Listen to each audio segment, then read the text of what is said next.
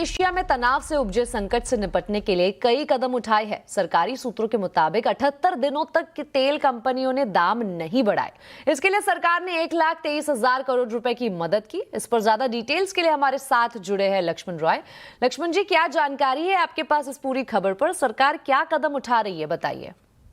पश्चिमी एशिया में जो संकट है उससे निपटने को लेकर सरकार आने वाले दिनों में क्या कदम उठाने जा रही है और मौजूदा हालात की समीक्षा करके सरकार किस नतीजे में पहुंच रही है, इसको लेकर सरकार के एक वरिष्ठ प्रतिनिधि के साथ लंबी बातचीत हुई। तो उन्होंने 2-3 बातें काफी महत्वपूर्ण की। सबसे महत्वपूर्ण बात तो ये कि सरकार का मुख्य फोकस ये है कि देश में फर्टिलाइजर का, पेट्रोल का, डीजल का, गैस का, इन सब चीजों की सप्लाई दुरुस्त हो।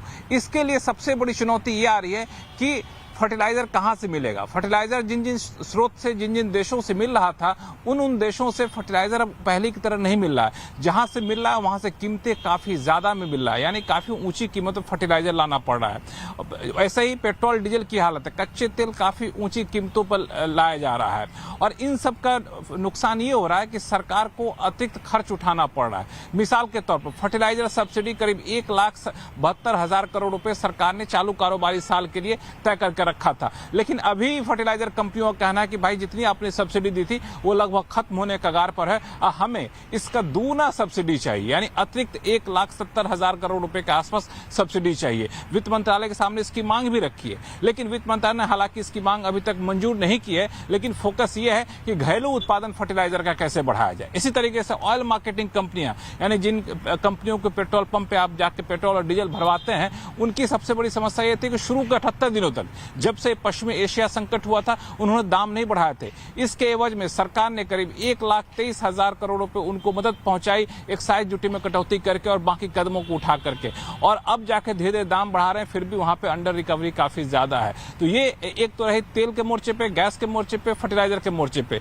एक और चीज जो सबसे महत्वपूर्ण है वो है विदेशी निवेश को कैसे बढ़ाया जाए।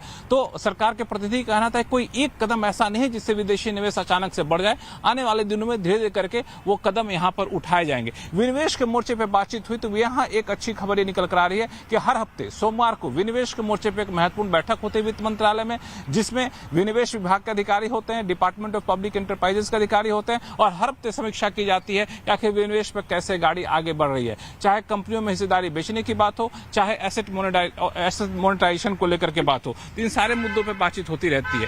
तो सरकार की कोशिश ये है कि सप्लाई दुरुस्त रहे, इसकी जो ऊंची कीमत है उसकी भरपाई कैसे की जाए, इसको लेकर सरकार का फोकस है और इसके लिए अलग अलग कदम उठाए जा रहे हैं, जिस पर सरकार गंभीरता से नजर बनाए हुए है।